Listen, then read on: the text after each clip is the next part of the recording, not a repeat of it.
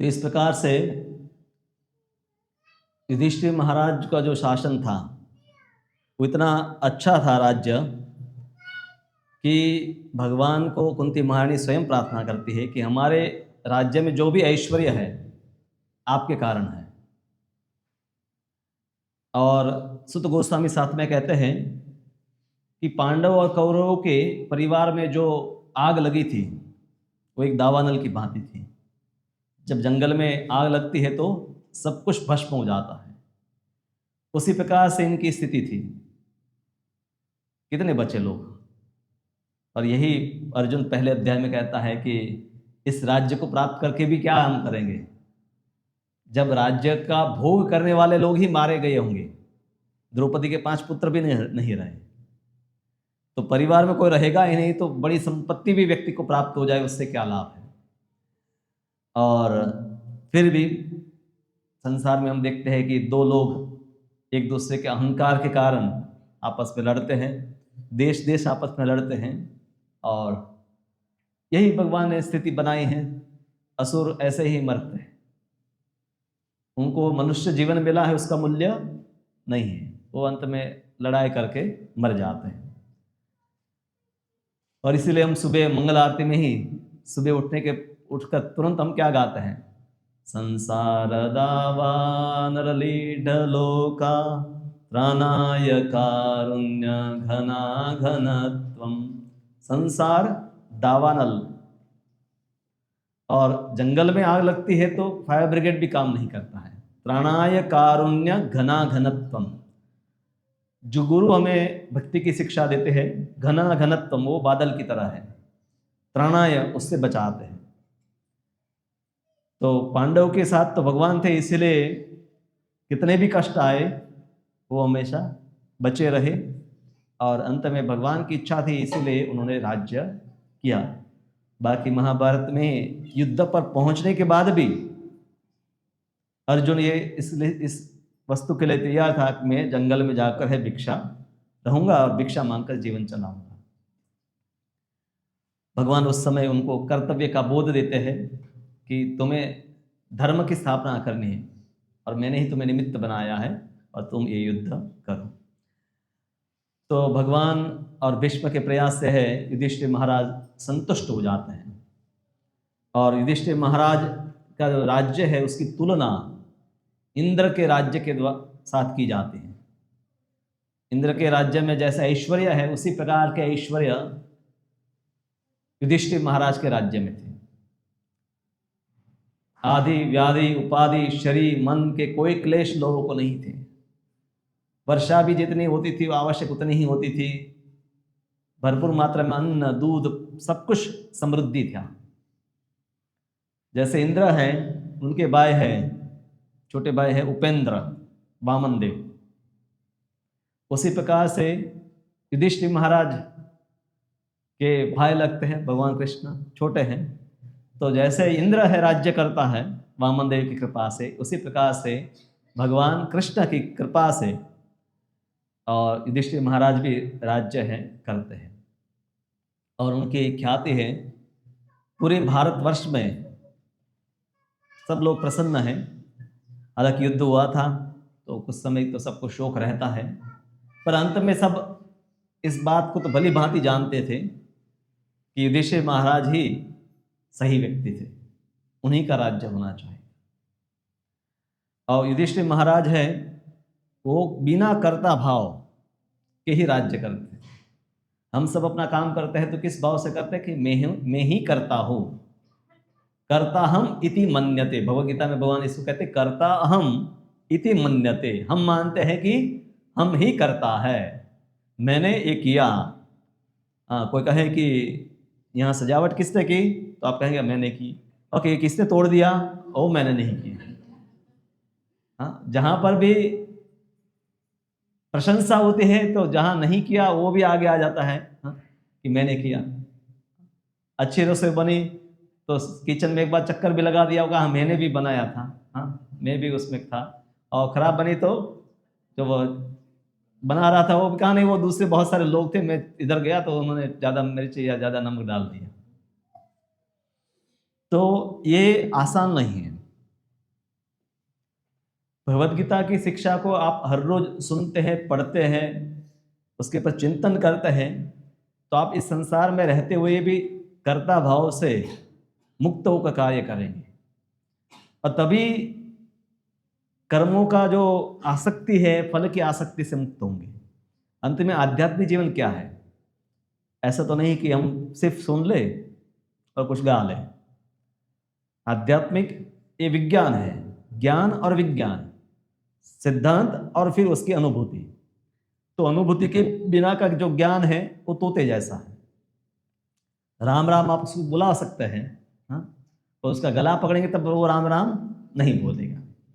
तो उसी प्रकार से आध्यात्मिक विज्ञान जो है उसकी अनुभूति साधना से होती है। और इसलिए इस्कॉन में हम सिर्फ कथा के ऊपर भार नहीं देते कि आप कथा सुनिए, पर साथ में आप उस प्रकार की साधना करें। आप भागवत सुनकर स्वयं भागवत बने। तो युधिष्ठिर महाराज का प्रजातंत्र नहीं था, राजतंत्र था। सामान्य रूप से आज के समय में कोई राजतंत्र नहीं चाहता है, क्योंकि कोई एक परिवार ही शासन करता है। पर राजतंत्र के अनेक फायदे हैं। प्रजातंत्र में जनता के द्वारा, जनता के लिए, जनता के प्रतिनिधि शासन करते हैं। पर जब जनता ही स्वच्छंदी हो और जनता ही भ्रष्ट हो, तो जो शासन करने वाले भी उसी में से आएंगे। पर राजतंत्र में गुरुकुल में प्रशिक्षित जो है क्षत्रिय वही राजा बनते थे, और उसमें भी कोई अयोग्य बैठ जाता था तो उनको साधु जो होते थे, ब्राह्मण, उसको हटा देते थे। जैसे वैन राजा बन गया, बहुत दुष्ट था, तो साधुओं ने अपने मंत्र प्रयोग से उसको समाप्त कर दिया। एक शक्ति भी ब्राह्मणों के पास थी कि योग्य व्यक्ति ही शासन करेगा। तो यही अंतर है, एक में स्वच्छंदता है और राजतंत्र जो युधिष्ठिर महाराज के उसमें अनुगमन है। ब्राह्मणों और भगवान की इच्छा के अनुसार राज्य किया जाता है। आज के समय में भी ये काफी कठिन है। कुछ लोग हैं कि जो धार्मिक है नेता, अधिकतर लोग हैं भ्रष्ट हैं, और दुनिया भर में इसीलिए लोग परेशान हैं। तो युधिष्ठिर महाराज का जो शासन था उसमें भगवान का आशीर्वाद था।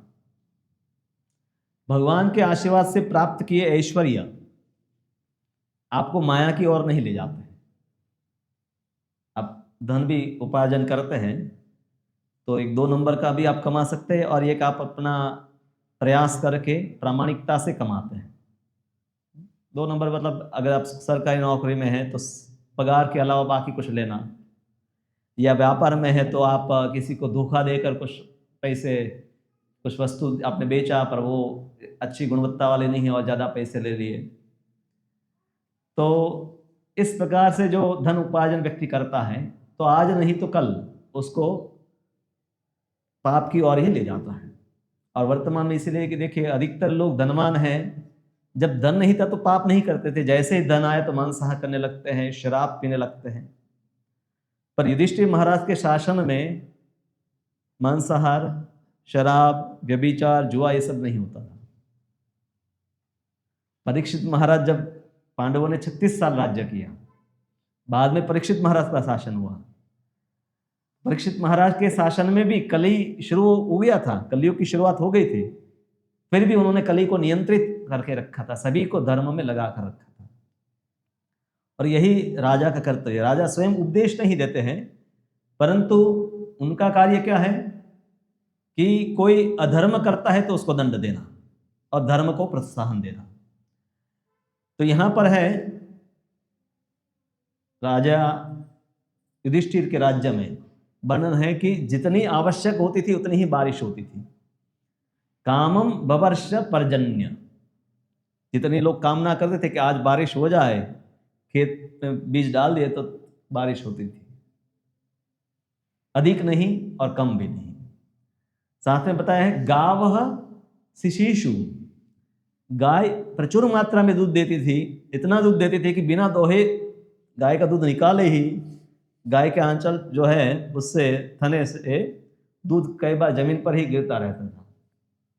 गोकुल में भी हम वर्णन करते हैं कि आज तो मशीन लगाना पड़ता है, गाय को इंजेक्शन देना पड़ता है, तब जाकर कुछ दूध हम निकालते हैं, और इसलिए ऐसा दूध है उसमें हिंसा है। गाय जब प्रसन्न है तब स्वेच्छा से अधिक दूध प्रदान करती है। तो जहाँ पर अन्न है और जहाँ पर गाय है, तो ये समृद्धि का लक्षण है। बड़ौदा में हम क्या ऐसी वस्तु पकाते हैं, बनाते हैं कि जो हम खा सकते हैं? कुछ नहीं। अब जितने भी फैक्ट्री में आप सब काम कर रहे हैं ना, हाँ आपका ब्रेड बना रहे हैं या आपका फल का है, पर फल बड़ौदा में तो बनते नहीं, आप खेत में से लाते हैं ना। यहाँ जितनी भी फैक्ट्रियाँ हैं, आपका भी फैक्ट्री है, तो फैक्ट्रियों में बनने वाली कोई वस्तु हम खा नहीं सकते, ये सब फैक्ट्रियों में बना हुआ है। हम कृषि के ऊपर ही सब निर्भर है, और वो भगवान के आशीर्वाद से होता है। अभी दुबई वगैरह में एक वक्त अभी आया था, तो कहा कि वहाँ लोग देखने जाते हैं वो आर्टिफिशियल रेन, कृत्रिम वर्षा, विमान में जाते हैं, कुछ रसायन बादल में छोड़ते हैं तो उससे कुछ पानी गिरता है, तो वहाँ ऐसे बारिश कम होती है, तो बारिश उनके लिए बहुत अजीब वस्तु है, या मतलब देखने लोग जाते हैं कि मैजिक जैसा कुछ हो रहा है पर इसकी जरूरत नहीं है। प्रभुपाद जी कहते हैं फैक्ट्री जो है उसी के कारण आज के समय में कत्ल खाने, शराब, सिनेमा, ये सब जो भी है, क्योंकि फैक्ट्रियों में लोग इतने थक जाते हैं, तामसिक वातावरण होता है, तो व्यक्ति अपना थकान भुलाने के लिए पीता है। किसी को वो शराबी को क्यों पीते हो, ये अच्छा नहीं है, वो नहीं कहेगा कि नहीं अच्छा है, मैंने इसको प्रयोग किया है कि ये स्वास्थ्य के लिए अच्छा है, वो कहा कि मुझे पे पता है अच्छा नहीं है, पर हम लोग इतने थक जाते हैं, इतना टेंशन है कि पीना ही पड़ेगा तो ही काम होगा। तो तमोगुण का प्रभाव जब बढ़ता है समाज में, तब पाप बढ़ता है। और युधिष्ठिर महाराज के राज्य में सत्वगुण प्रधान लोग थे, हालांकि ये सतयुग नहीं था, पर सतयुग जैसा ही वातावरण बन गया था। कृष्ण भक्ति में भी हम अभी वर्तमान में कलयुग में रहते हैं, परंतु कृष्ण भक्ति का अनुशीलन करने से आप अपने जीवन को सतयुग जैसा ही बना सकते हैं। तो यहाँ पर वर्तमान में प्रभुपाद बहुत अच्छा एक वाक्य लिखते हैं कि पशु से भी नीच व्यक्ति है और दूसरे पशु से भी नीच व्यक्ति को मतदान मत देता है। जो देने वाला है वो भी पशु से नीच है, और जिसको मत दे रहा है वो भी पशु से निम्न है। और इसीलिए कहा राज्य में सुख हो सकता है। डेमोक्रेसी जो है, प्रभुपाद का डेमन क्रेजी, डेमोक्रेसी, डेमो में डेमन शब्द है, तो ये एक पागल असुर जैसा है, शैतान है, क्योंकि यहाँ पर एक कोई व्यक्ति शराब पीता है और कोई व्यक्ति सज्जन है, दोनों के मत की कीमत एक जैसी है। ऐसा नहीं कि ये अधिक बुद्धिमान है तो इसका वेट ज़्यादा है और उसका कम है, सब समान है। और भारत में तो 60% लोग जो है क्रिमिनल, जो भी नेता है वो सबके ऊपर केस चल रहा है। तो ये कोई आश्चर्य नहीं है, क्योंकि कलयुग का यही लक्षण है। तो प्रजा को कोई शारीरिक मानसिक कष्ट न होने का कारण भगवान की भक्ति, ये समृद्धि का लक्षण है।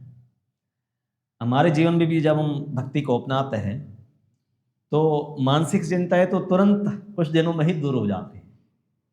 शारीरिक अगर प्रारब्ध में है तो कुछ भोगना पड़ेगा, और वो भी भक्ति करेंगे तो अगला जीवन नहीं होगा, तो वो कष्ट से भी मुक्ति हो जाएगी। और वैसे भी व्यक्ति जब सात्विक जीवन जीने लगता है तो आने वाले कई कष्टों से वो बच जाता है। तो शारीरिक मानसिक कई व्यथाओं से व्यक्ति मुक्त हो जाता है। चेतो दर्पण मार्जनम भव महादावाग्नि निर्वापनम, तो दावाग्नि से मुक्ति, ये हरि नाम का पहला प्रभाव, जिसकी अनुभूति हर व्यक्ति कर सकता है। आप भक्ति में आ रहे हैं, आप माला कर रहे हैं, कुछ महीने आपको हो जाएंगे, जो आपके सगे संबंधी आपको 6 महीने 8 महीने से नहीं मिले थे, उनको आप जाकर मिले तो आप देखेंगे, आप कहेंगे कि आप अभी अलग है, आप में परिवर्तन हो गया है, आप अभी ज़्यादा खुश रहते हैं, हाँ? हर परिस्थिति में आप संतुष्ट हैं, और आपको अपने सुख के लिए बाह्य वस्तुओं के ऊपर निर्भर रहने की जरूरत नहीं है। व्यक्ति को या तो हाथ में मोबाइल चाहे या तो मुंह में कुछ खाना चाहे, तभी वो खुश रह सकता है। अन्यथा वो तुरंत कहेगा कि अभी बोरियत हो रही है, मतलब कंटाला आ रहा है। पर भक्त है, उसके हाथ में माला है, उपवास भी किया तो उसको दुख नहीं है, पूरा दिन भी माला जप करता रहेगा, उसमें सुख का अनुभव करता है। तो भक्ति जो है उसमें हर व्यक्ति अनुभूति करता है,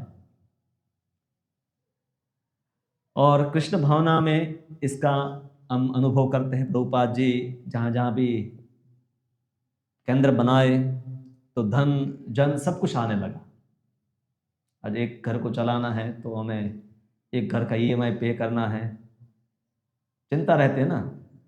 मेरे साथ अभी कुछ महीने पहले, पिछले महीने में मेरे साथ और जो पढ़ते थे, मेडिकल MBBS कर रहे थे, कुछ विदेश में थे, वो एक लड़का आया, और कुछ यहाँ बड़ौदा में कोई न्यूरो सर्जन है, तो कोई दूसरा और सर्जन है।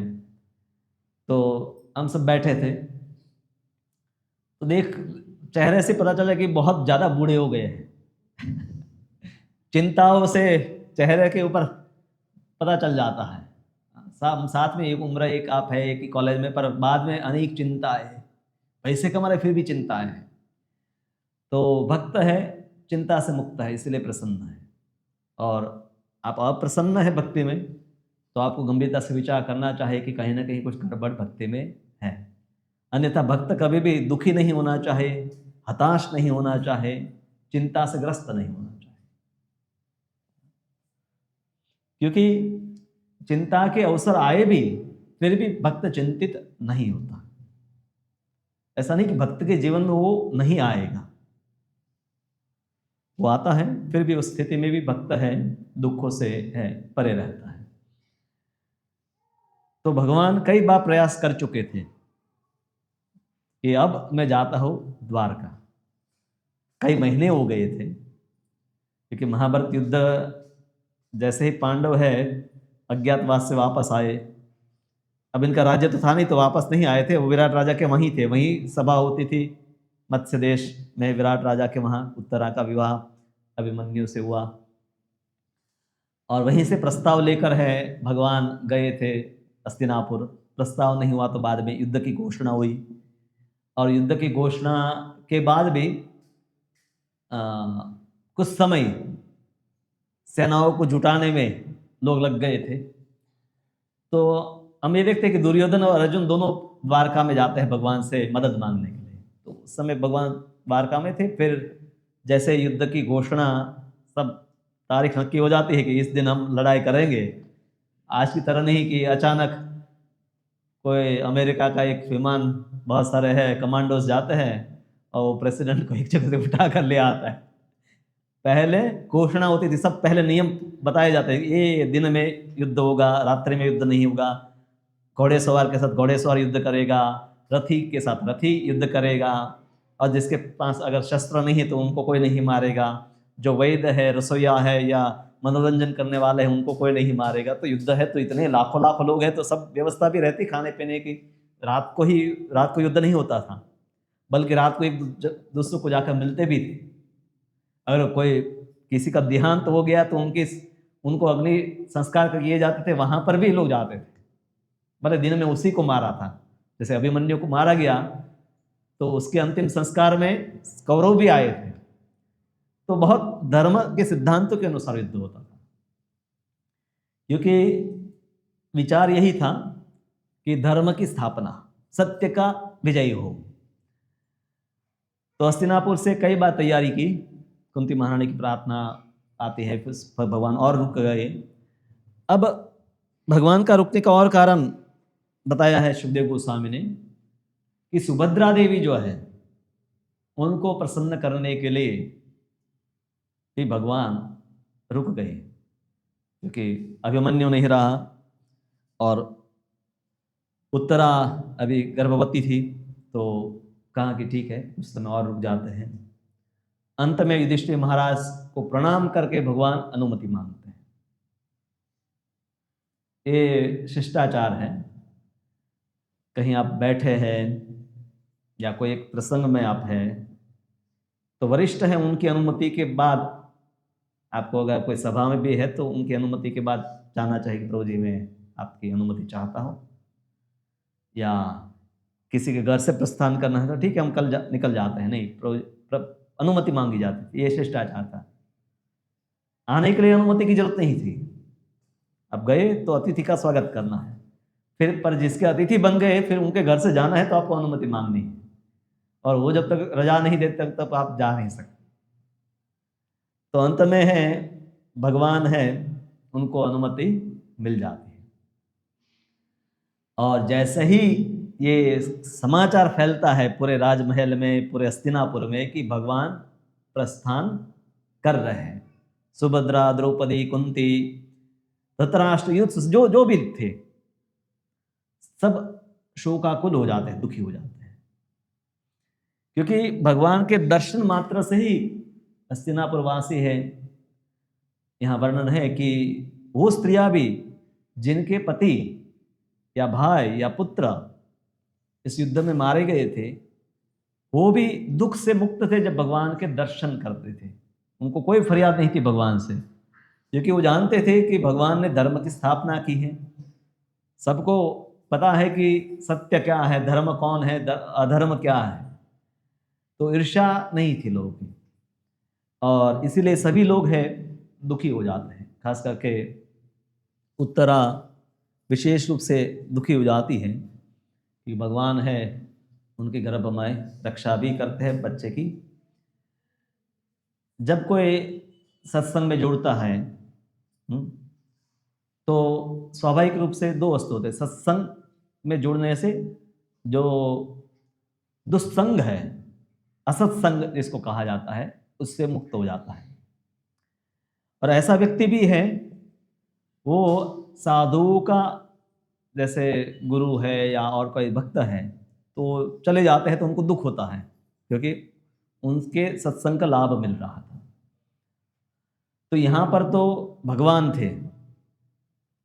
यहाँ वर्णन है, सत्संगान मुक्त दुस्संगो हातुम नोत्सहते बुधः कीर्त्यमानं यशो यश्च सकृत आकर्ण्य रोचनम तस्मिन्यस्तधिय पार्था सहेरन विरहं कथम दर्शन स्पर्श संलाप शयनासन भोजने। तो दर्शन भगवान को देखते थे, स्पर्श भगवान को स्पर्श करते थे, संलाप भगवान के साथ वार्तालाप करते थे, शयन भगवान के साथ सोते थे, मतलब या भोजन। तो पांडव ये सब करते थे भगवान के साथ व्यवहार, साथ में बैठकर भोजन कर रहे हैं, या कई बार एक ही खंड में है भगवान और अर्जुन सो रहे हैं, या मिलना, एक दूसरे को देखना। हमारे लिए भगवान बहुत दूर की वस्तु है। भगवान मंदिर में बैठे और हम अपने घर में हैं।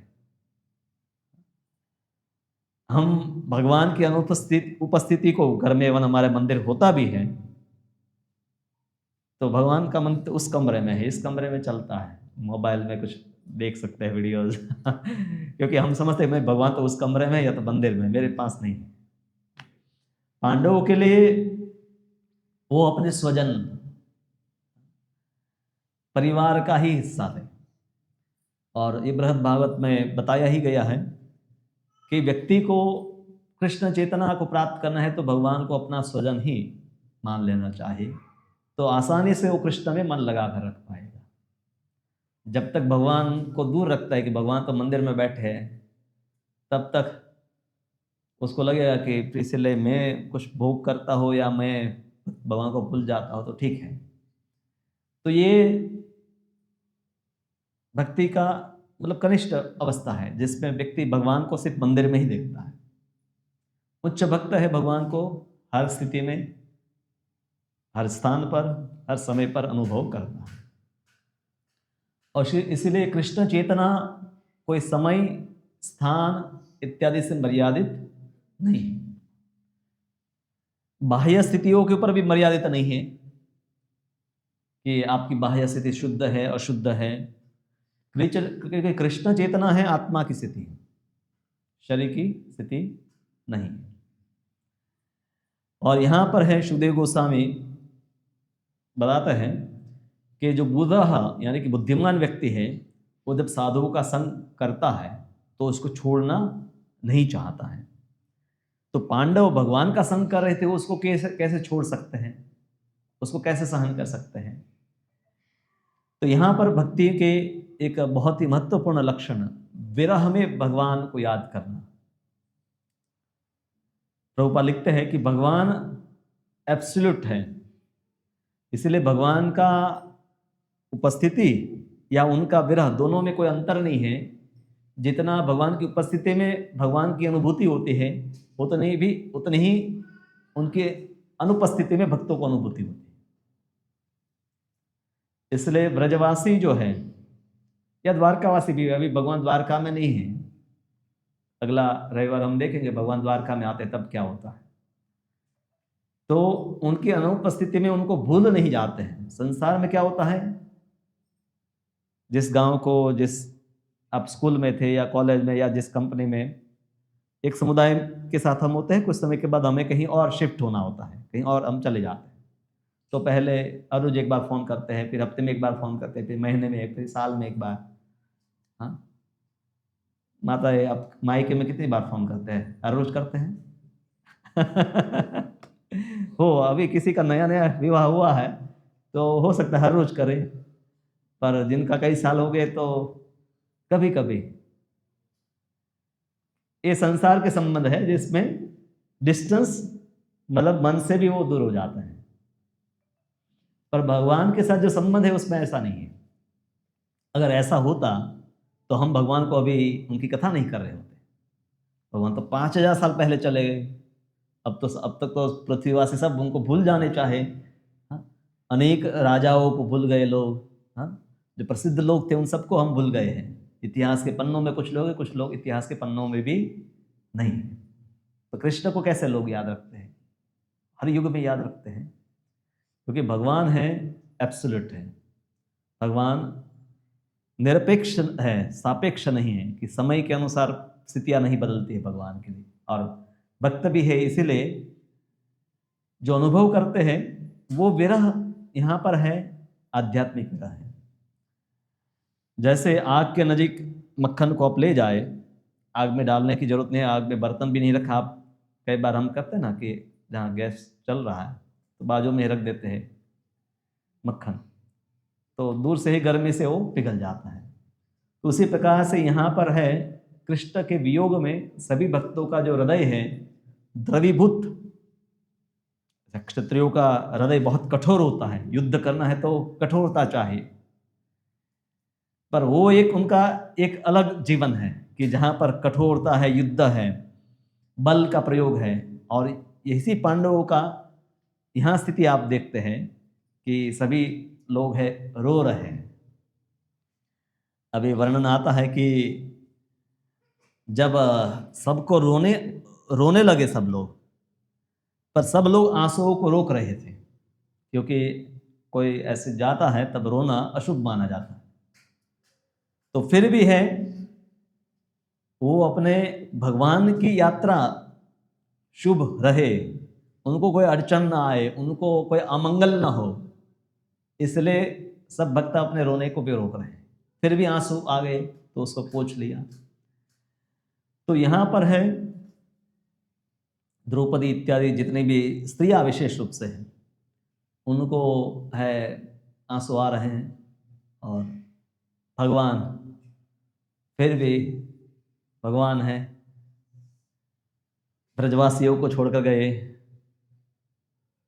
और आप कहें तो ये तो ऐसा भक्ति है कि जिसमें रोना है।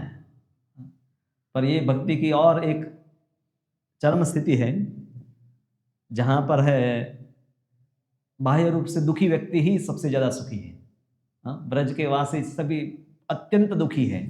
बाह्य रूप से देखा जाए कोई भोजन नहीं कर रहा है, इसीलिए जी रहे कि कल अगर कृष्ण आ जाए तो ऐसा ना हो कि हम नहीं हैं, इसलिए थोड़ा सा भोजन कर लेते हैं, थोड़ा सा पानी पी लेते हैं। पर कोई उनके जीवन में कोई सुख, सब प्रकार के उत्सव मनाना बंद कर दिया। कृष्ण थे तो हर रोज उत्सव होते थे, पर ये भगवान उनके भक्तों की भक्ति बढ़ाने के लिए करते हैं। तो यहाँ पर है भगवान अब निश्चित हो गया था, कितना भी रोए, पहले भी ऐसा हुआ था, पर तब भगवान रुक गए, अब तो निश्चित कर दिया था कि अब निकलना है।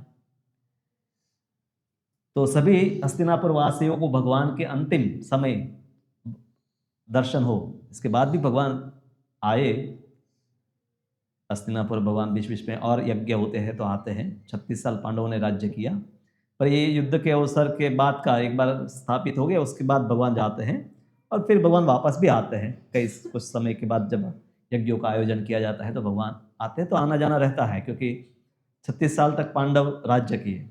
तो ये वो प्रसंग है कि कुछ समय भीष्म पिता इत्यादि के जाने के बाद युधिष्ठिर महाराज का राज्याभिषेक किया गया, कुछ महीने भगवान और रुके और उसके बाद वो निकलते हैं। पर बीच में बाद में भी वापस भगवान आते हैं, यज्ञ होते हैं। महाभारत युद्ध के बाद भी बहुत सारे युद्ध होते हैं, क्योंकि युधिष्ठिर महाराज को जब वापस यज्ञ करना था, अश्वमेध यज्ञ, तो उस घोड़े को लेकर है अर्जुन, कर्ण का पुत्र और कई बड़े बड़े योद्धा हैं, वो पूरी पृथ्वी पर भ्रमण करते हैं और उस समय भी कई युद्ध होते हैं। तो ये बात के प्रसंग है महाभारत में, और जैमिनी कृत महाभारत में इस प्रसंगों का कुछ वर्णन किया गया है। तो सभी जो स्त्रियां हैं वो अपने मकानों की या महल जो भी थे उनके ऊपर, छत के ऊपर से भगवान को निहार रही थी। लगता है कि बड़ी जो राजमार्ग से भगवान रथ में बैठकर जा रहे थे और रास्ते में भी बहुत सारे लोग उनके दर्शन करने के लिए इकट्ठे हो गए थे। तो स्त्रियां जो है उस भीड़ में न जाकर है महल की छत से ही भगवान के दर्शन, पुष्प वर्षा इत्यादि कर रही थी और आपस में बातें भी कर रही थी। और सुखदेव गोस्वामी शब्द प्रयोग करते हैं व्रीड़ा, यानी कि भगवान के ऊपर फूल बरसाते समय वो मुस्कुरा रही थी और साथ में कुछ लज्जा का भी अनुभव कर रही थी। प्रभुपाद इसके ऊपर काफी लिखते हैं कि स्त्रियों का आभूषण लज्जा है। प्रभुपाद प्रायोगिक वस्तु ये कई बार कहते हैं अपने जीवन से कि कोई झाड़ू मारने वाली स्त्री भी, प्रभुपाद कलकत्ता का ही उदाहरण देते हैं कि ऐसे सब पुरुष है वो खड़े थे बाजार में, मतलब गली में जो है, और वहाँ से एक स्त्री जो रास्ते की साफ सफाई करती, झाड़ू लगाती है, उसको जाना था। तो लज्जा थी तो पुरुष है उनके लिए उनको मार दिए, हट गए, तब वो उससे बाहर बीच में से निकली। तो आज के समय में फिर प्रभुपाद जी कहते हैं कि विदेश में जो स्त्रियां हैं तो प्रायः आधे ही कपड़े पहनते हैं, तो उनका सम्मान नहीं होगा। अन्यथा किसी में भी जब है लज्जा है तो उसका सभी लोग सम्मान करते हैं। और आज के समय में लोगों ने अपने आप को सम्मान के योग्य ही नहीं रखा है और कई आभूषण पहने हैं स्त्रियों ने, पर लज्जा नहीं है तो वो सुंदर नहीं है। इसके लिए लज्जा का विपरीत शब्द है बेशरम। उर्दू शब्द है बेशरम, शर्म नहीं। तो जैसे किसी को शराब पीने में या सिगरेट पीने में, आजकल स्त्रियां भी बड़े सिटी में आप जाते हैं तो सब करते हैं, उसको कोई शर्म नहीं कि ये हम नहीं कर सकते हैं या कोई देख लेगा तो क्या होगा, घर वालों को पता चल जाएगा। तो बल्कि कई बार घर वाले ही कहते हैं कि ऐसे कपड़े, साड़ी क्यों पहने, तो तुम्हारे से कौन, तुम्हारा कोई बॉयफ्रेंड नहीं बनेगा, तुम ऐसे कपड़े पहनो कि अपनी और तुम लोगों को आकर्षित कर सको। तो हम उस कली काल में रहते हैं कि जहाँ पर धर्म से विपरीत ही आचरण देखा जाता है। और ये वैदिक संस्कृति का जीवन है कि जहाँ पर है स्त्रियों का विशेष सम्मान।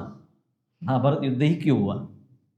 एक स्त्री की इज्जत की रक्षा के लिए ही, उनकी मान की रक्षा, द्रौपदी के मान की रक्षा के लिए युद्ध था।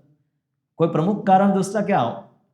क्योंकि उस समय ही तो भीम ने प्रतिज्ञा ली थी कि मैं सभी कौरवों को मारूंगा और दुर्योधन की है जांघ है उसको तोड़ूंगा, और वहीं से युद्ध के संकेत हो गए थे।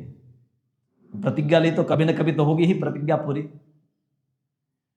और जब ये प्रतिज्ञा ली जाती है तो धृतराष्ट्र बहुत डर जाता है कहता है सब तुम वापस ले जाओ, पांडवों को सब कुछ वापस दे देते हैं। हाँ, फिर पांडव चले जाते हैं, आधे रास्ते पर पहुंचते हैं, तब दुर्योधन को विचार आता है कि बनी बनाई बाजे और ऊपर से हमें मारने की प्रतिज्ञा भी हो गई, हाथ में तो कुछ नहीं आया।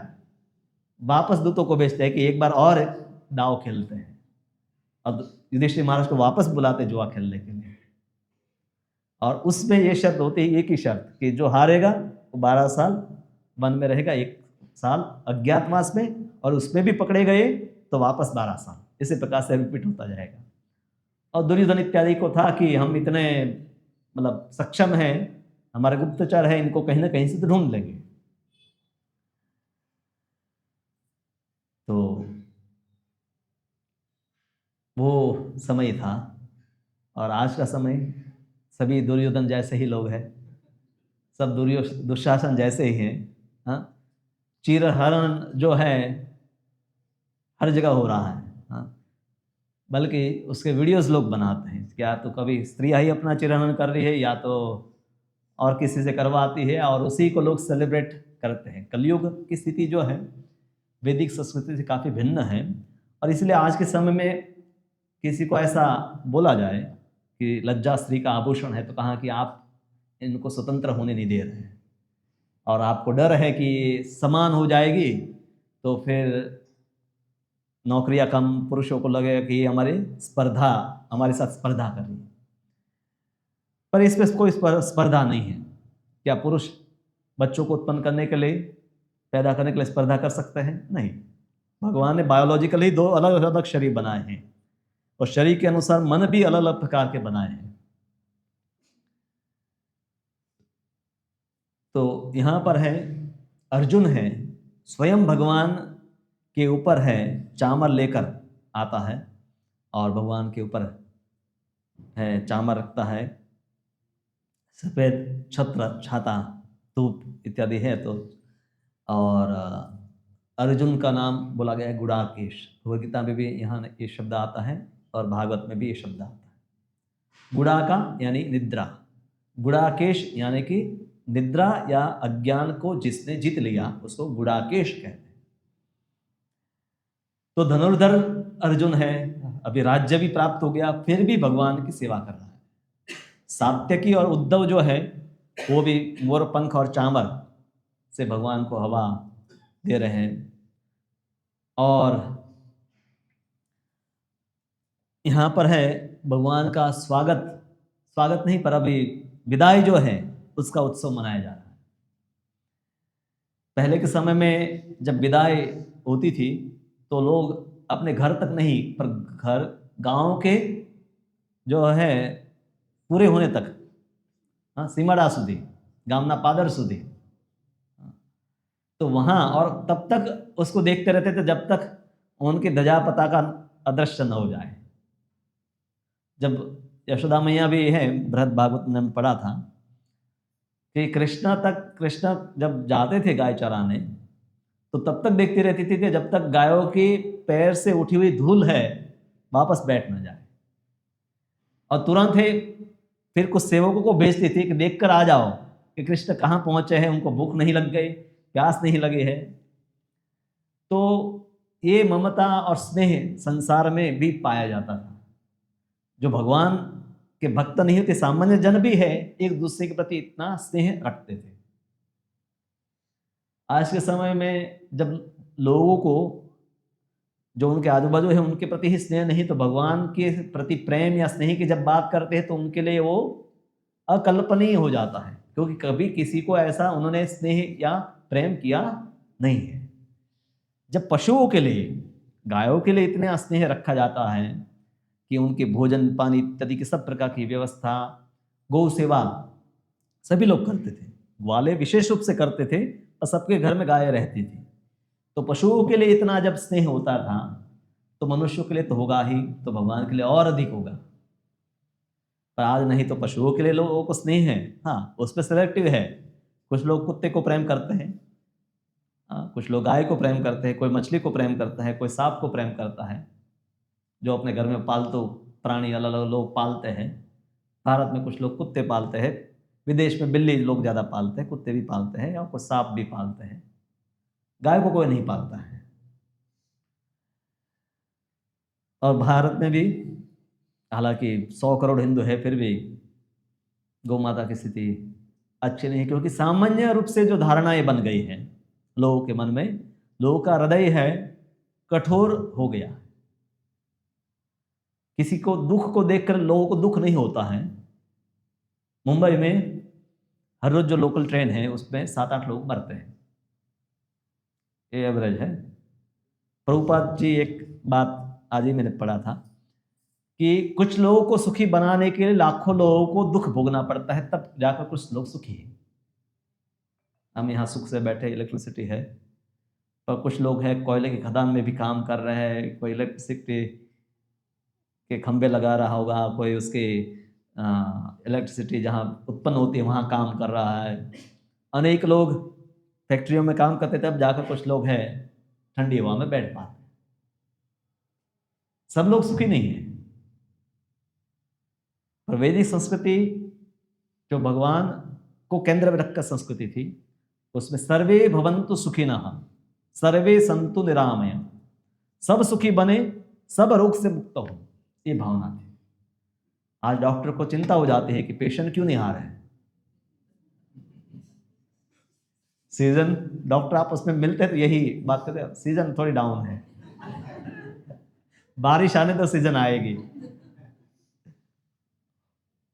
और इसलिए कुछ देशों में तो ऐसा देखा गया है कि वायरस, बैक्टीरिया, वायरसेस बनाए गए हैं और उसको फैलाया जाता है, लोग बीमार पड़े, इसीलिए युद्ध किए जाते हैं ताकि हथियार बेच सके।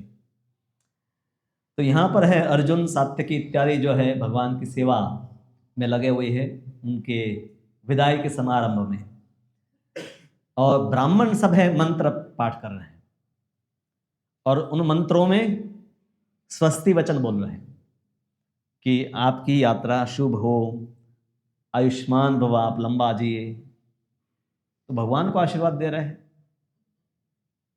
तो यहां पर इसलिए शब्द प्रयोग है न अनुरूपा अनुरूपाश्च, ये अनुरूप था भी और अनुरूप नहीं भी था, उचित भी है, अनुचित भी है। क्योंकि भगवान जो है निर्गुण है, तो उनको किसी के आशीर्वाद की जरूरत नहीं है। भगवान को हम कहें कि आप लंबा जियो, आशीर्वाद देने वाले नहीं जिएंगे, भगवान तो जीते ही रहेंगे। तो ईश्वर को ये आशीर्वाद देना कि आप सुखी हो, आपकी यात्रा मंगलमय हो, योग्य नहीं है। पर भगवान साथ में गुणात्मन है, अपने भक्तों के गुणों के अधीन है। इस प्रकार से भगवान में त्रिगुण नहीं है, सत्वगुण, रजोगुण और तमोगुण नहीं है, पर भक्तों के गुणों से भगवान अधीन है। इसलिए भगवान को कहते हैं गुणात्मन, गुणों से युक्त। तो दोनों शब्द प्रयोग है, निर्गुण भी है और गुणात्मन भी है।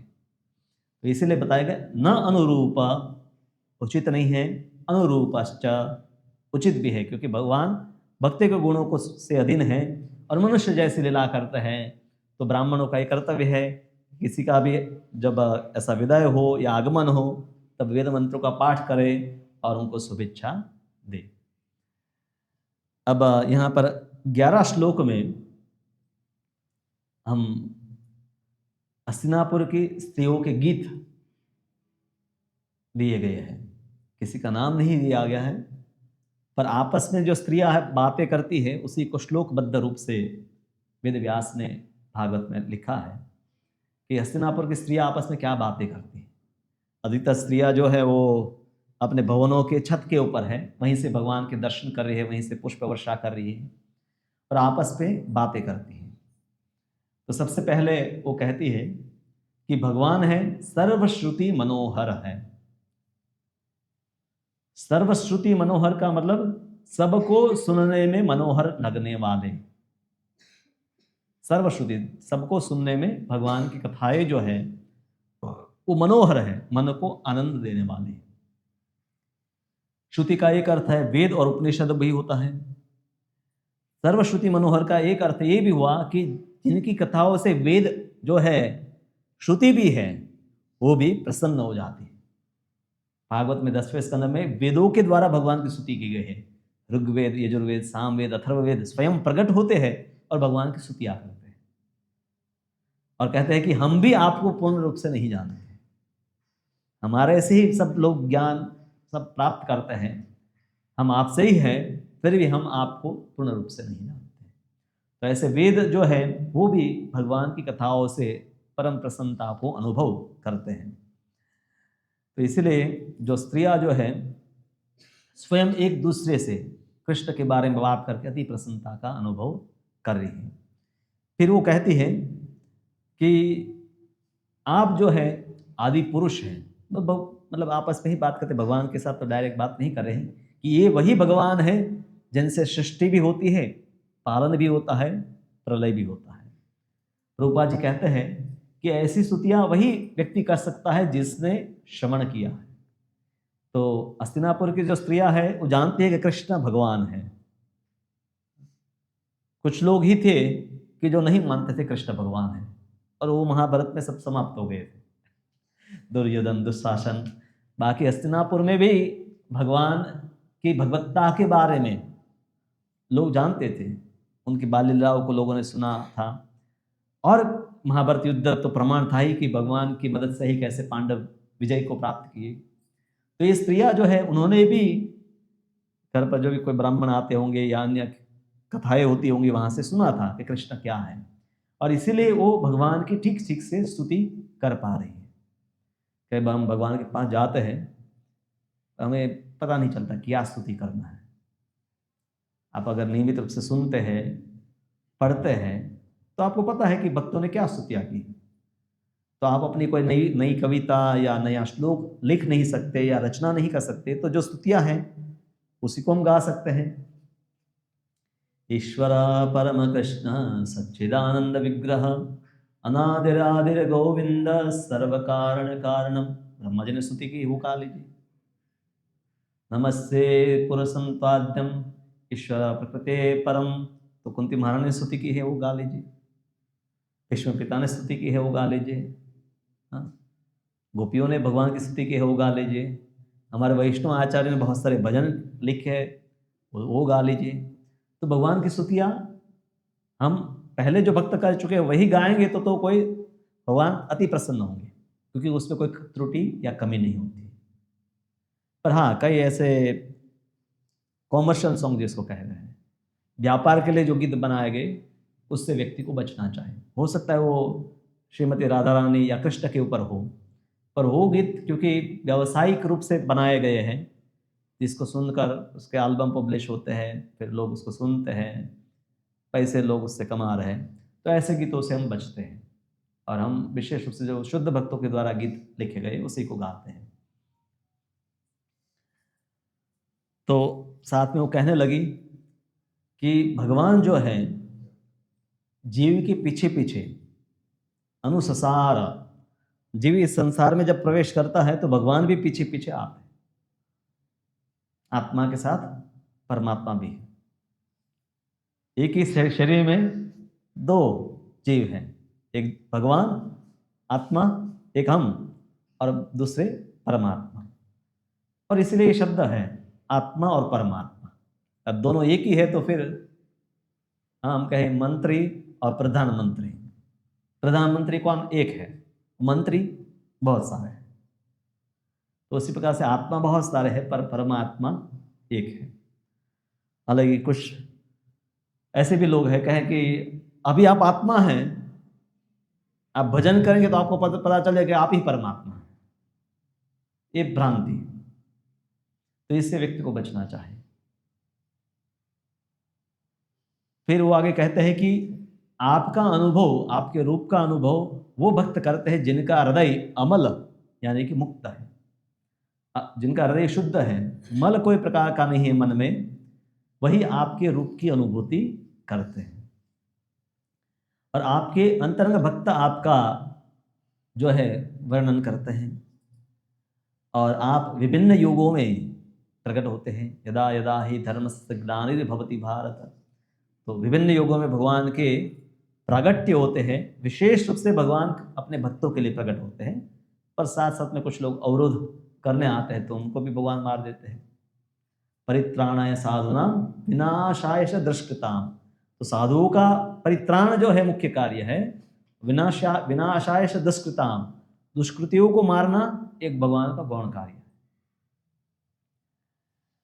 और अब है, जब भी स्त्रियां कुछ बातें करती है तो हमेशा वो तुलना करती है। तो भगवान की पत्नियों को याद करके वो कहती है कि हम लोग भी व्रत करते हैं, हम लोग भी कुछ, सभी लोग तो कुछ ना कुछ व्रत अपने जीवन में किए हैं, सबने किए हैं।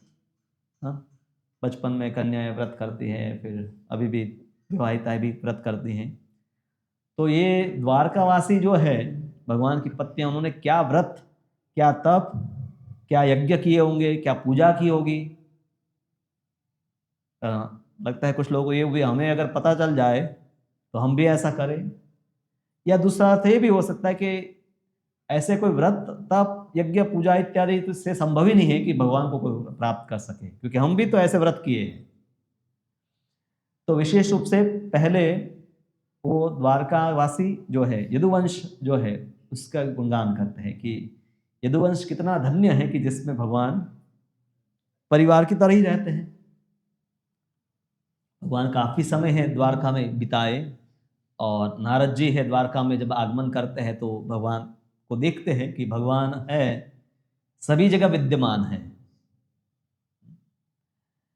द्वारका का जो यश है, कहा स्वर यशस तिरस्करी, तिरस्कर तस्करी करना, हाँ, तरस्करी, तस्करी यानी चुराना।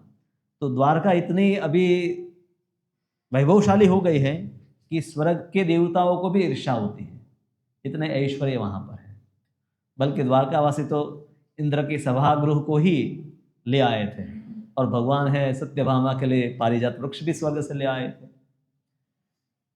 तो द्वारका में स्वर्ग से भी अधिक ऐश्वर्य, स्वर्ग का दूसरा अर्थ वैकुंठ भी होता है, तो वैकुंठ के ऐश्वर्य से भी अधिक ऐश्वर्य द्वारका में प्रकट है, क्योंकि भगवान स्वयं वहां पर प्रकट है। तो इस प्रकार से है, द्वारका के वासी जो हैं वो अत्यंत भाग्यवान हैं, और उनमें भी विशेष रूप से जो भाग्य है वो भगवान की पत्नियों का है।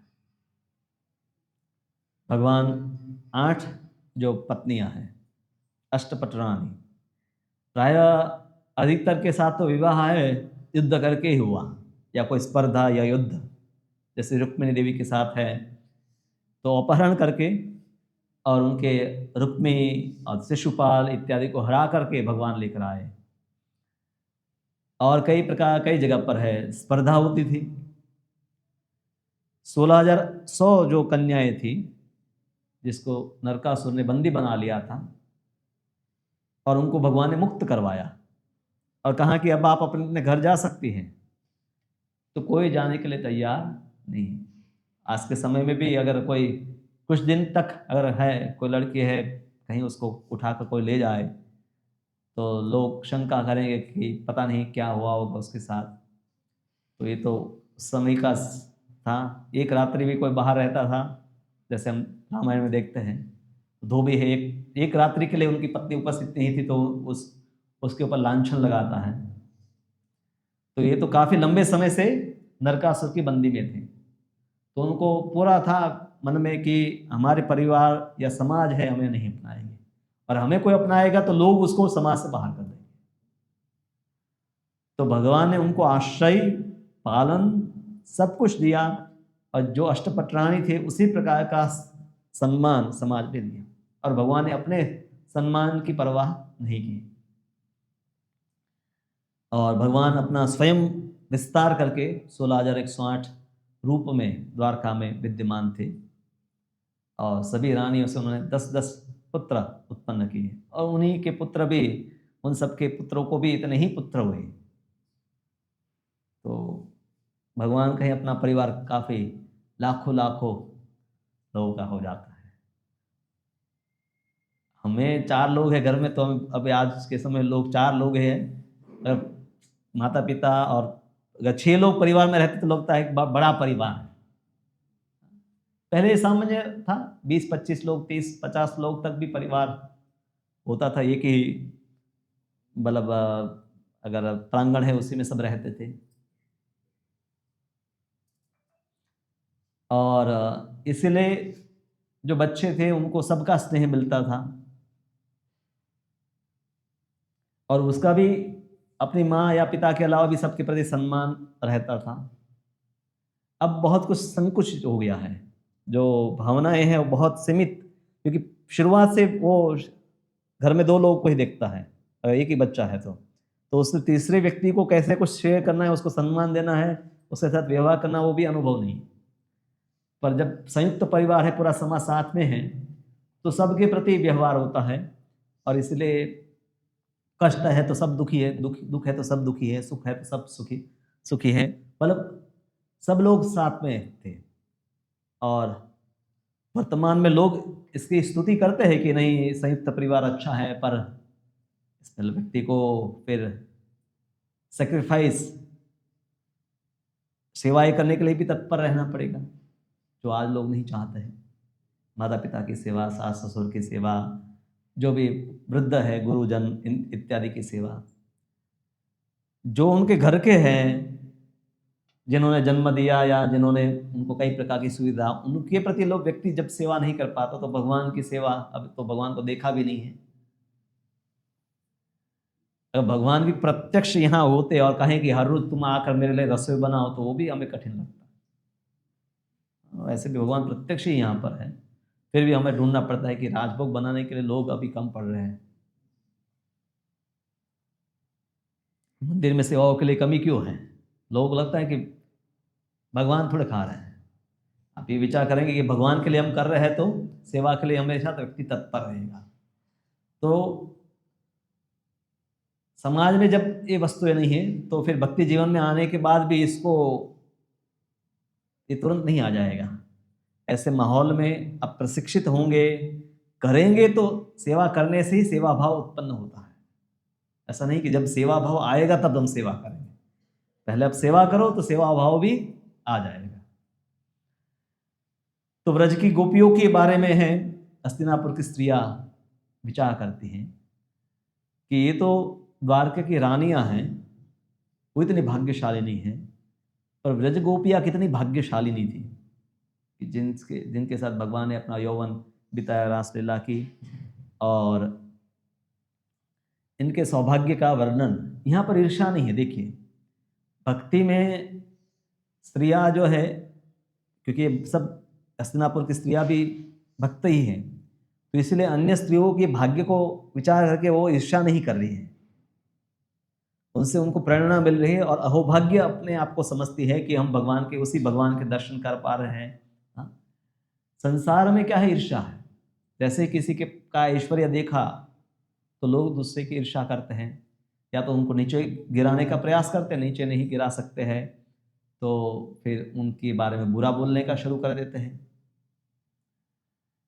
तो रुक्मणी, जाम्बवती, सत्यभामा, भगवान ऐसे व्यवहार कर रहे थे जैसे उनके गुलाम हो, चोरों का गुलाम हिंदी में कहते हैं, कि पत्नी के बात को मान लिया। हाँ? तो भगवान भी ऐसे व्यवहार करते हैं। पर यहाँ पर दोनों वस्तु है, भगवान का संबंध, ये पत्नियां भी है, अब ये सब तो नित्य लक्ष्मी का ही रूप है, पर अन्य जो भी है वो उनके भक्त ही हैं, भगवान और उनकी शक्तियां हैं, और परस्पर प्रेम का व्यवहार है, उसी को संतुष्ट भगवान कर रहे हैं। साथ में श्लोक में आया है शब्द अपास्त पेशलम। अब ये स्त्रियां स्वतंत्र नहीं रही। जैसे विवाहिता स्त्री होती है, कन्या है, उसका विवाह हो जाता है, तो स्वतंत्र नहीं रहती। प्रभुपाद जी कहते हैं आधुनिक स्वतंत्रता में नारी सुरक्षित नहीं है। पर कृष्ण का आश्रय ले तो सुरक्षा और गौरव का अनुभव करेगी।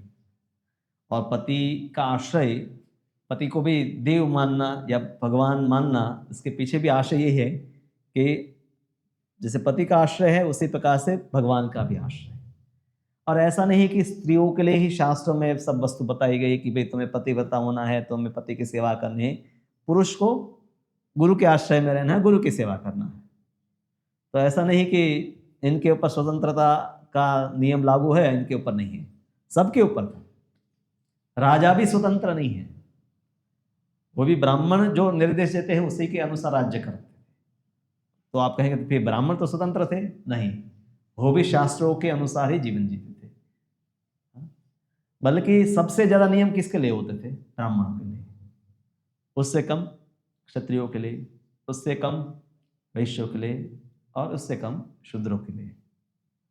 ब्राह्मणों को सबसे ज्यादा नियम पालन करने होते हैं, पर उनको नियम पालन करने के लिए कोई उनके ऊपर अथॉरिटी नहीं होती, क्योंकि उन्होंने अपने आप को शास्त्रों के अनुगत में रखा है, अनुगत्य में रखा है।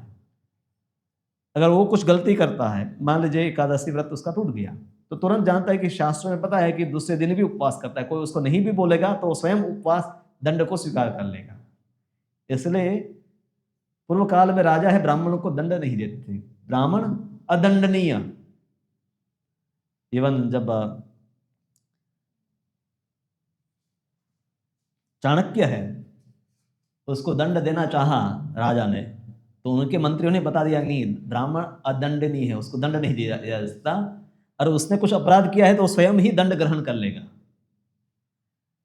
और सबसे ज्यादा नियंत्रित करना पड़ता है जो ज्यादा स्वतंत्र है, तो शूद्र, तो उसके ऊपर दंड का प्रयोग करना पड़ता है, क्योंकि दंड के बिना वो समझ नहीं सकता।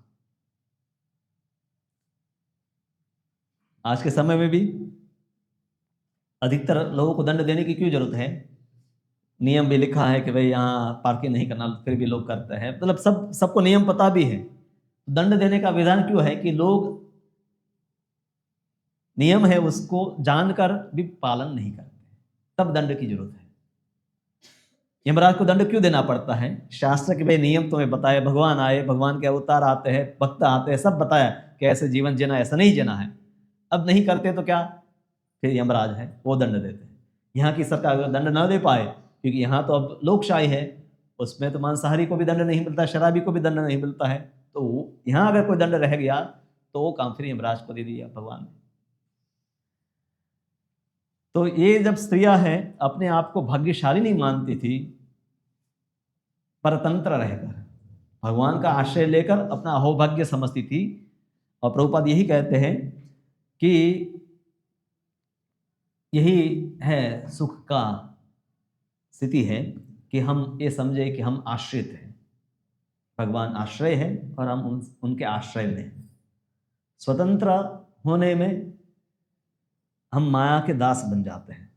स्वतंत्र तो हम कभी भी नहीं हो पाते हैं, हम माया के दास बन ही जाते हैं, हम मन के गुलाम बन जाते हैं। तो स्त्रियां है, भगवान देख रहे थे सबको, आगे देख रहे, ऊपर सब देख रहे, फूल बरसा रहे, तो भगवान ने उन कुछ लोगों के ऊपर दृष्टिपात किया, कुछ लोगों की ओर देखकर भगवान मुस्कुराए, क्योंकि इसमें भी अलग अलग, कोई शांत भक्त है, कोई माधुर्य भाव से है, तो शांत भक्त है उसको भगवान ने है सिर्फ देखा, और जो माधुर्य भाव में जो भक्त है उनके प्रति भगवान देखकर मुस्कुराए। जो भी भगवान का देखना मुस्कुराना सब भक्तों को संतुष्ट करने वाला ही है। तो उस प्रकार से भगवान ने उन सब का जो अभिनंदन है उसको स्वीकार किया। और भगवान परमात्मा है, तो कहीं से भी आप भगवान के लिए कुछ स्तुति करते हैं, उनकी सेवा का विचार करते हैं, उनकी पूजा करते हैं, आपके पास इवन चित्र नहीं भी है, कभी ये होता है कि भगवान को भोग लगाना है, चित्र तो नहीं है, आजकल तो है, मोबाइल में आप खोलकर स्क्रीन पर रख सकते हैं, पर नहीं भी है तो भी आप भोग लगाते हैं और भगवान उसको स्वीकार करेंगे। भगवान, और एक साथ हजारों भक्त भी भगवान को भोग अर्पण करें। रथ यात्रा में होता है, पारंपरिक रूप से लोग अपने गांवों से भोग बनाकर लाते हैं, और रथ जब बीच में रुकता है तो रोड पर ही लोग भगवान को भोग लगाते हैं। अब वहां कोई आसन इत्यादि नहीं होता, लोग अपने हाथ में ही जो है उसी को दिखा देते हैं भगवान को, और मन से प्रार्थना करते हैं कि भगवान इस भोग को आप ग्रहण करें। और हजारों लोग कर रहे हैं, लाखों लोग कर रहे हैं, पर भगवान सबके हृदय में है और सबकी प्रार्थनाओं को, सबके भावों को जानते हैं। तो इस प्रकार से भगवान है हस्तिनापुर की स्त्रियों के भावों को जानकर उनके प्रार्थनाओं को स्वीकार करते हैं। युधिष्ठिर महाराज को अभी भी चिंता थी कि भगवान अकेले जा रहे हैं तो कोई ये ना हो कि जिन राजाओं को मार दिया, ऐसे कई सैनिक थे जो युद्ध में से भाग गए थे। युधिष्ठिर महाराज इसका आंकड़ा भी बताते हैं, 2.5 लाख जितने सैनिक थे भाग गए थे, इतने करोड़ है मारे गए थे, पूरा महाभारत में वर्णन करते हैं। तो हो सकता है कोई छोटा सा एक ग्रुप बना दे और पता चल जाए उनको कृष्ण जा रहे हैं, अकेले हैं, हाँ, सात्यकी साथ में है, उद्धव है और बड़ी कोई सेना नहीं, तो उनके ऊपर आक्रमण करे। भगवान के पास सुदर्शन है, अपना रक्षण कर ही सकते हैं। फिर भी युधिष्ठिर महाराज बड़े हैं और ये छोटे भाई हैं, तो उसकी रक्षा होनी चाहिए। तो इसलिए उन्होंने अपनी चतुरंगिणी सेना, जिसमें हाथी, घोड़े, रथ, पैदल सैनिक सब आते हैं, क्योंकि और साथ में भोजन इत्यादि की व्यवस्था, कि हस्तिनापुर से द्वारका ऑलमोस्ट 1500 किलोमीटर हो जाता है। आज के समय में भी रोड से आए तो भी 1400-1500 किलोमीटर का अंतर है, तो कई दिन की लंबी यात्रा थी। तो इसलिए युधिष्ठिर महाराज हैं, उनके कोई शत्रु बचे नहीं थे, फिर भी उन्होंने भगवान के लिए अपनी सेना को भेजा कि इनको आप द्वारका तक छोड़ कर आइए। देखिए पहले इवन अब देखिए कंस तो असुर है, फिर भी जब विवाह हुआ देवकी का तो रथ लेकर उनको ससुराल तक छोड़ने के लिए वो तैयार था। तो बीच में आकाशवाणी हो गई तो उसका मन बदल गया। असुर था इसलिए मन बदलता रहता है।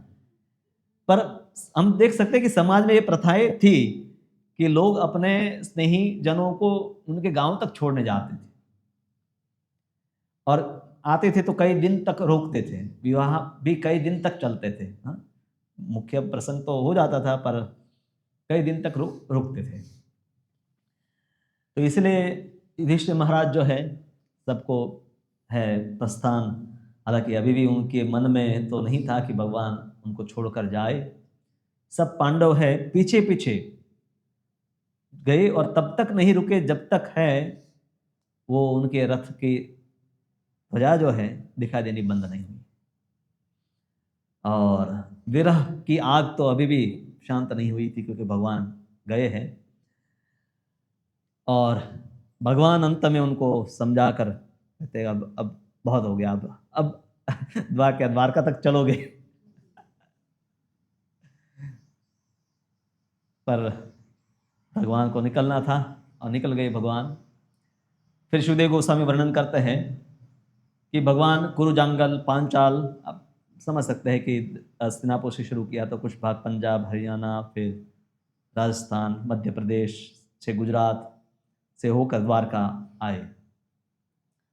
तो संक्षिप्त में वो वर्णन है कि एक श्लोक में है कि भगवान की यात्रा का जो मार्ग रहा, दिन में यात्रा भगवान करते थे, शाम जैसे ही होती थी रथ रुक जाता था, भगवान संध्या वंदन इत्यादि करते थे, रात को विश्राम और वापस दूसरे दिन यात्रा चालू होती थी।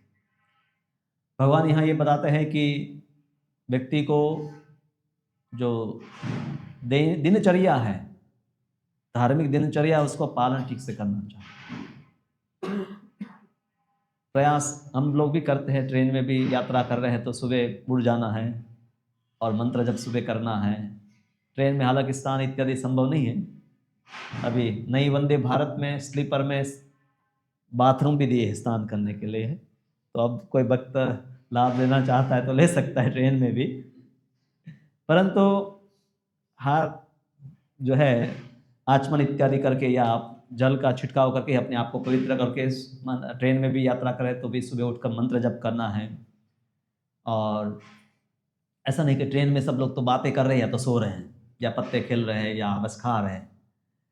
तो भक्त को हर स्थिति में अपनी धार्मिक जो दिनचर्या है, मंत्र जप करना है, पठन करना है, श्रवण करना है, कीर्तन करना है, प्रचार करना है, सेवाएं करनी है, वो करती रहनी चाहिए। क्योंकि एक दिन भी छूट जाती है तो दूसरे दिन करने में कठिनाई होगी। 2-3 दिन अगर सुबह नहीं उठे तो चौथे दिन उठना कठिन हो जाता है, और 2 हफ्ते बीत गए तो फिर और कठिन हो जाता है। तो इसलिए हर व्यक्ति को अपने आप को पुश करता रहना चाहिए। तो भगवान है संध्या वंदन इत्यादि करते थे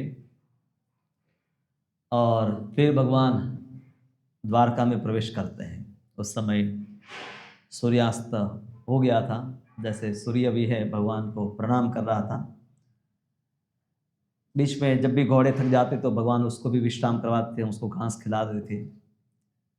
और अंत में भगवान द्वारका, जो यदुवंशियों का स्वर्ग से भी ज़्यादा ऐश्वर्यवान राज्य था, वहाँ पहुँचते हैं। अब यादव जो है भगवान का कैसे स्वागत करते हैं, भगवान की पत्नियाँ, भगवान के पुत्र, द्वारकावासी कैसा जीवन जीते हैं, उसका वर्णन है अगले अध्याय में संक्षिप्त में किया गया है। द्वारका के बारे में आप अधिक पढ़ सकते हैं 10वें स्कंद में, जहाँ पर अनेकों लीलाएं भगवान की द्वारका में उसका वर्णन किया गया है। तो इस प्रकार से ये पूरा अध्याय में हम देख सकते हैं कि 5 पांडव कितने भी उसके जीवन में संकट आए, भगवान को कभी भूले नहीं। बाह्य रूप से वो कठोर है, क्षत्रिय है, कठोर होते हैं, पर साथ में उनका हृदय उतना ही कोमल है। और इसलिए भगवान उनके स्नेही भीष्म भी ये याद करते हैं जब स्तुति करते हैं कि ये मुझे आश्चर्य होता है कि भगवान जब आपके स्वजन हैं तो भी आपको इतने कष्ट सहन करने पड़े, पर अब आपको राज्य प्राप्त हुआ है तो भगवान की कृपा से आप उस राज्य का निर्वाह करें। तो हस्तिनापुर के प्रायः लोग, भले दुर्योधन ने इतने साल राज किया, 13 साल तो दुर्योधन का ही राज चल रहा था, पांडव तो सब वन में थे, पर लोग धार्मिक थे। कई बार ये होता है कि अभी सरकार कहाँ अनुकूल है। प्रभुपाद जी के गुरु महाराज ये पहली बार मिलते तभी कहते हैं कि सरकार के ऊपर निर्भर मत रहो कि ये सबको धार्मिक बना दे, हिंदू राज्य ले आए, उससे कुछ ज़्यादा नहीं फर्क पड़ेगा। जब तक प्रजा जो है कृष्ण भावनामृत नहीं होती है, राम राज्य के लिए पहले लोगों को राम का भक्त बनना पड़ेगा, और लोग राम के भक्त बनेंगे फिर राम आकर राज कर सकते हैं। लोग अगर राम के भक्त नहीं तो राम भी आकर राज्य कैसे करेंगे, उनकी बातों को ही नहीं मानेंगे। उसी प्रकार से हस्तिनापुर में प्रायः हम देखते हैं कि काफ़ी सारे लोग हैं, धार्मिक हैं, भगवान की महिमा को जानने वाले हैं। तो पांडव को भक्त भगवान ने इसी के लिए राज्य के पर स्थापित किया, ताकि उनके जीवन को देखकर सभी लोग उसी प्रकार से आध्यात्मिक रूप से उन्नत हों। पांडवों के पास ये राज्य प्राप्त भी हो गया था, फिर भी 36 साल के बाद उन्होंने स्वेच्छा से उसका त्याग करके बद्रिकाश्रम चले गए, वानप्रस्थ आश्रम। अभी जो गृहस्थ आश्रम में है या गृहस्थ आश्रम में नहीं भी है, आगे जाकर गृहस्थ आश्रम में जाना भी है, उनको ये जीवन की योजना बनानी चाहिए कि 25 साल के लिए गृहस्थ आश्रम, उसके बाद वानप्रस्थ। वानप्रस्थ यानी कि जीवन में अब अधिक समय भजन भक्ति के लिए निकालो। गृहस्थ आश्रम में काफ़ी घंटे आपके नौकरी में चले जाते हैं, परिवार को देख रेख में चले जाते हैं, तो अब इसकी भरपाई कैसे होगी। तो गृहस्थ आश्रम के बाद वानप्रस्थ आश्रम में आप कहीं मंदिर के नज़दीक रहे, सेवा में जुड़ जाइए, नौकरी की ज़रूरत नहीं अगर आपको है, और वो भी पहले से आयोजन करेंगे तो आप निवृत्ति ले पाएंगे। आज अगर किसी का 30-35 साल में विवाह होगा तो उसके लिए निवृत्त होने के लिए भी उसकी उम्र 60 साल तक उसको कार्यरत रहना पड़ेगा। पैसे हमेशा पूरे जीवन में उड़ा ही दिए, कुछ बचाया नहीं है तो अंत तक काम करते रहना पड़ता है। विदेश में लोग हैं, बूढ़े हो जाते तब भी काम लोग करते हैं। तो इसलिए व्यक्ति को जीवन को सरल बनाकर है वानप्रस्थ आश्रम में भजन में प्रवृत्त होना चाहिए। तो अभी है पांडव की उम्र, जब महाभारत युद्ध हो गया था तो सबके अप्रोक्सीमेटली 100 साल की उम्र हो चुकी है। भगवान कृष्ण या पांडव, धृतराष्ट्र, भीष्म इत्यादि तो बहुत बूढ़े हो गए थे। वो तो एवं महाभारत की शुरुआत में भी पढ़ते हैं तो वो बूढ़े ही है, मतलब हाँ उनके जन्म की कथा भी आती है, पर जब पांडव थे तो हम समझते हैं कि धृतराष्ट्र भी काफ़ी बूढ़े थे और बाकी सब भी वृद्ध हो गए थे। तो पांडवों ने 36 साल भगवान की आज्ञा थी इसलिए राज्य किया। जैसे परीक्षित महाराज योग्य बन गए तो उनको सौंप कर भगवान के भजन में भक्ति में लग गए। तो भागवत में ऐसे अनेक भागवतों की कथाएं हैं जो भगवान को इतना स्नेह करते थे, और सुनकर हमें कुछ ना कुछ प्रेरणा मिलेगी। कम से कम हम उनके जैसे नहीं बन पाएंगे, कभी भी नहीं बन पाएंगे, पर उनसे प्रेरणा लेकर थोड़ा भी एक स्टेप भी हमें भगवान की भक्ति के प्रति है, हम विचार करते हैं, सेवा करने का प्रयास करते हैं, भजन करते हैं, तो निश्चित रूप से भागवत पढ़ना हमारे लिए सार्थक होगा।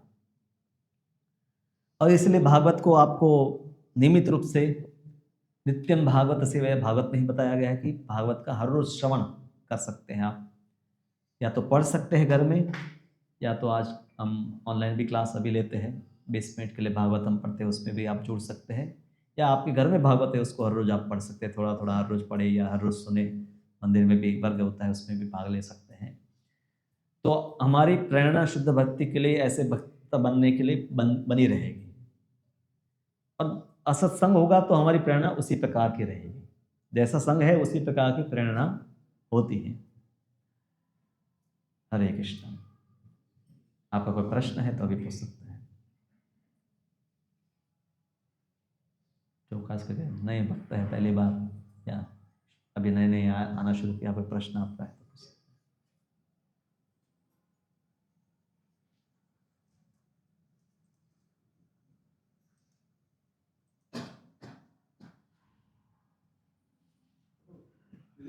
दूसरी बात जो करते हैं तो उनको कैसे समझे? हाँ, गलती करी नहीं करी तो उनको युधिष्ठिर महाराज को विदुर जी पहले ही सूचित कर देते हैं, जब पहली बार आते हैं तभी भी चेतावनी देते हैं कि ऐसी कुछ वस्तुएं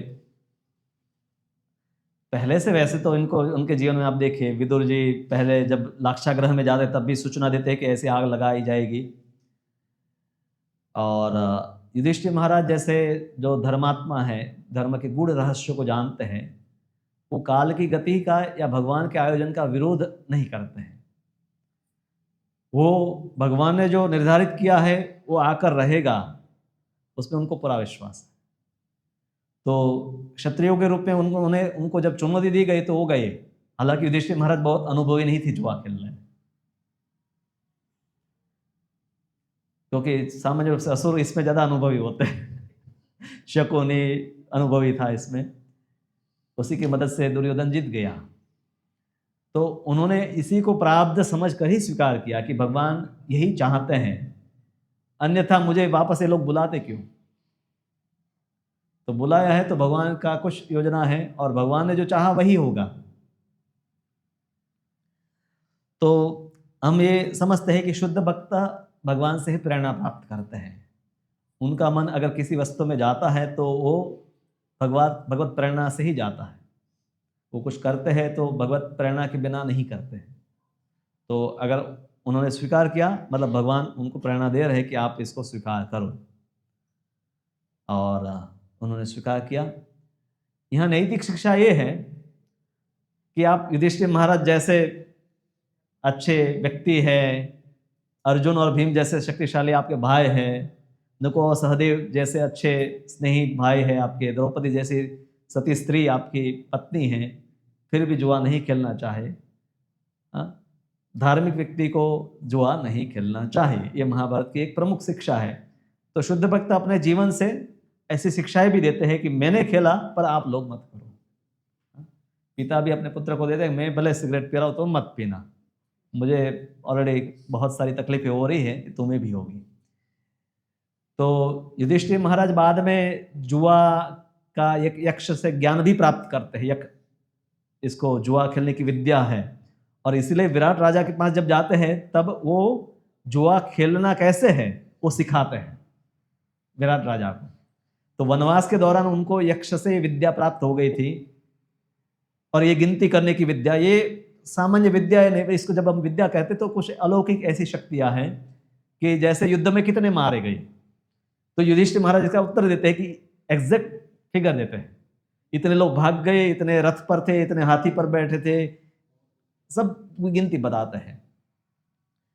तो ऐसे विशेष शक्तियां, भीम रसोई में अनुभवी था, और जो है दोनों नकुल और सहदेव अश्व विद्या, तो उसका पालन, अस्थि पालन या अश्व पालन इत्यादि में।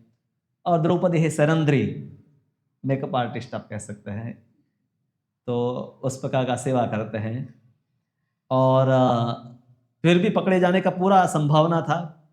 इवन जाकर परिचय यही देते हैं कि हम पांडवों के सेवक थे और पांडव अभी वन में हैं, इसलिए हम आपकी सेवा में आए हैं। तो बीच में युधिष्ठिर महाराज को ये वरदान प्राप्त होता है, दुर्गा देवी से या सूर्य से, दोनों में से एक शायद, कि जब अज्ञातवास का अगले दिन शुरुआत होने वाला था, उस समय भगवान या धौम्य जो उनके पुरोहित हैं उनको बताते हैं और वो उनको स्तुति करते हैं और उनको आशीर्वाद प्राप्त होता है कि कौरव उनके सामने भी आ जाएंगे तो भी पांडवों को पहचान नहीं पाएंगे।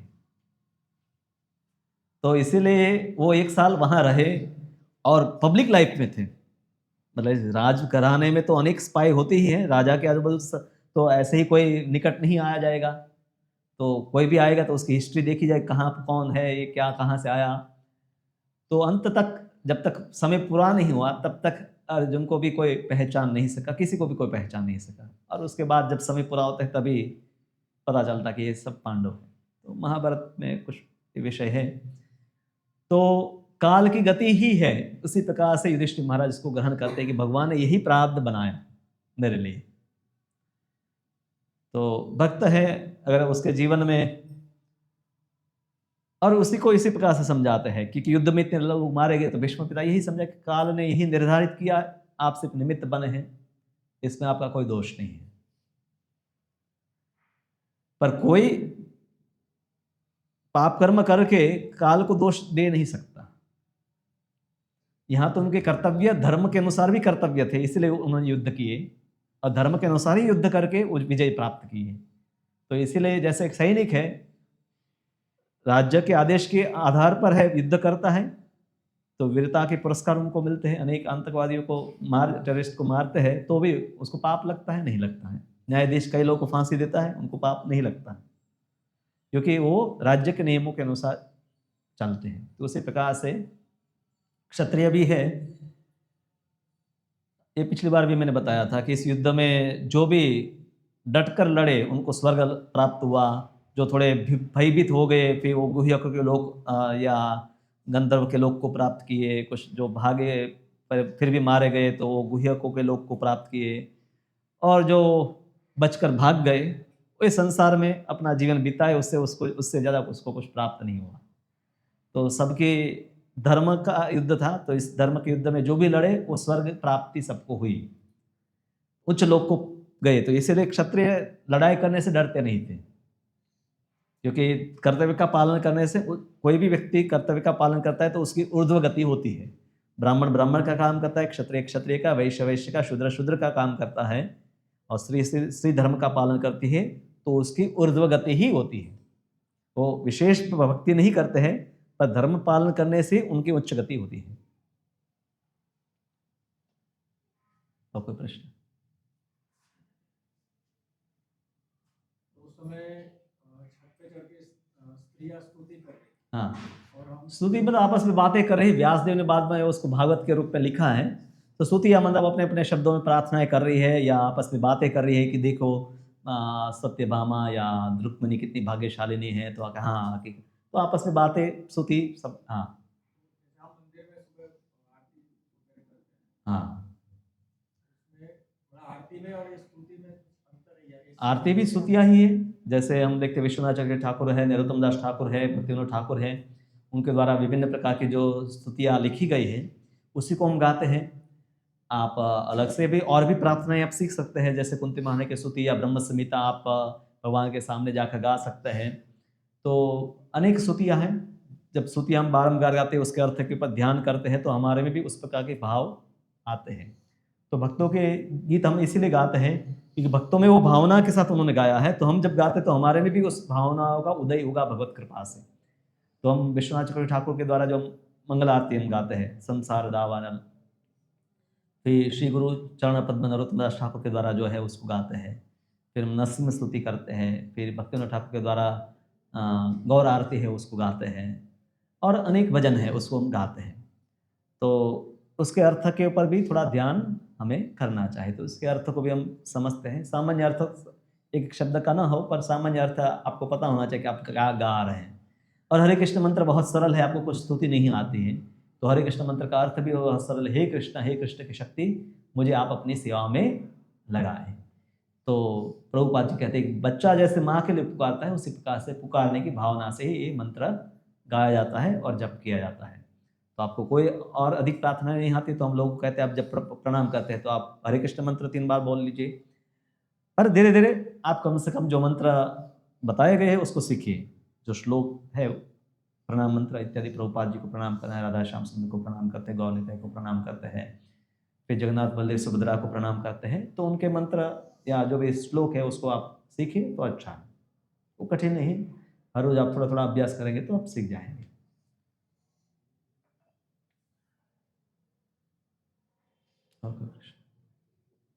हाँ माता जी।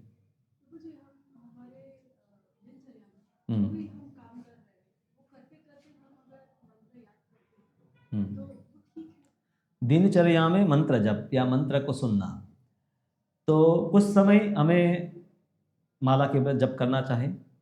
आप शुरुआत किए तो चलो 2 माला या 4 माला, बाकी क्योंकि जब दिनचर्या में करते तो आपका पूरा ध्यान उसमें नहीं रहेगा, फिर भी ध्यान रहेगा, कुछ ना कुछ तो ध्यान जाएगा आपका। तो उस प्रकार से आप कीर्तन सुन सकते हैं या स्वयं गा सकते हैं। आजकल ये आधुनिक यंत्र है इसलिए हम सुनते हैं, अन्यथा यशोदा मैया स्वयं गीत गाती थी, काम घर के काम करते करते भी कृष्ण के गीत आप गा सकते हैं। तो वो किया जा सकता है, पर साथ में शिष्यों के लिए जो गुरु ने बताया है कि 16 माला जप करना, तो वो भी उनको नियम पूर्वक करना चाहिए। उसके इतर आपको जितना भी करना है सुविधा है, उसके अनुसार आप प्रवचन सुन सकते हैं, भजन सुन सकते हैं, या मंत्र गा सकते हैं या सुन सकते हैं, और उसका भी लाभ मिलेगा, क्योंकि किया गया कोई भी भक्ति का कार्य है कभी व्यर्थ नहीं जाता है।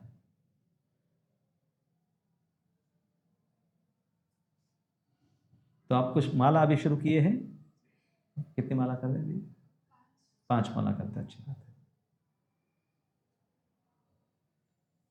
16 माला कितने भक्त अभी कर रहे हैं दीक्षित भक्तों के अलावा? कितने अभी? कुछ लोग दीक्षित वाले बैचे हैं। ओके, हाँ ओके। दीक्षा का क्या अर्थ है? दिव्यम ज्ञानम यतो दद्यात् कुर्यात् पापस्य संक्षयम। दिव्य ज्ञान प्राप्त करने की विधि। जैसे स्कूल में बच्चों का एडमिशन होता है, फिर हम स्कूल में बच्चों को नियमित रूप से भेजते हैं। पहले भी पढ़ाई करते थे, पर पहले नियमित नहीं थे। फिर आप एक शेड्यूल के अनुसार करते हैं। तो दीक्षा विधान के बाद, दीक्षा प्राप्त करने के बाद हम ये प्रतिज्ञा लेते हैं कि हर रोज हम 16 माला जप करेंगे, हम कोई मांसाहार नहीं करेंगे, नशा नहीं करेंगे, जुआ नहीं खेलेंगे, पाप कर्मों से दूर रहेंगे और नियमित रूप से भक्ति करेंगे, ऐसा वचन गुरु के सामने लेते हैं। तो इसलिए इंग्लिश में इसका शब्द है इनिशिएशन, बिगिनिंग। ये आपकी भक्ति का एक ठोस शुरुआत है, क्योंकि आप अब वचनबद्ध होकर कर रहे हैं। जब तक वचनबद्ध नहीं है तब तक क्या होता है कि मन के अनुसार चलता है, कभी इच्छा हो गई तो ज़्यादा कर लिया, कभी कम कर दिया। तो इसलिए मैं सुबह आपको बता रहा था कल कि पहले आप एक नियम ले लीजिए कि 4 माला कम से कम करनी है। फिर जब आप अधिक करने लगे तो फिर 8 माला करने का नियम लीजिए, फिर 12 माला, फिर 16, इस प्रकार से। तो एक छोटा सा भी नियम लेते हैं वो आपके मन को विचलित होने से बचाता है।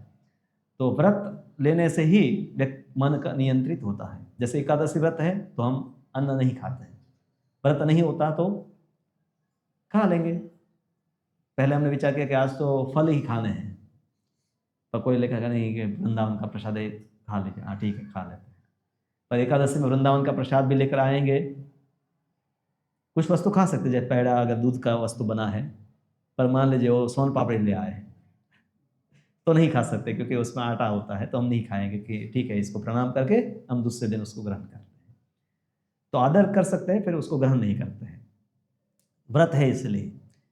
और भगवान अति प्रसन्न होते हैं जब आप एक नियम लेते हैं। तो भक्ति नियमों से बंधी हुई नहीं है। जैसे माँ का प्रेम बच्चों के लिए नियम के अनुसार नहीं होता है कि मैं 9 से 12 ही दूध तुम्हें बीच सुबह दूध पिलाऊंगी, उसके बाद टाइम चला गया, हाँ तुमने मिस किया इसलिए नहीं अभी पिलाएंगे। अनकंडीशनल है, कंडीशन नहीं होते। उसी प्रकार से भगवान की भक्ति भी अनकंडीशनल है, पर शुरुआत में कुछ कंडीशन से शुरू करना पड़ेगा कि भाई इतना हम करेंगे। जब आप निरंतर भक्ति करने लगेंगे फिर नियम से बंधे नहीं हैं आप। श्रीमद् भागवतम की, श्रील प्रभुपाद की।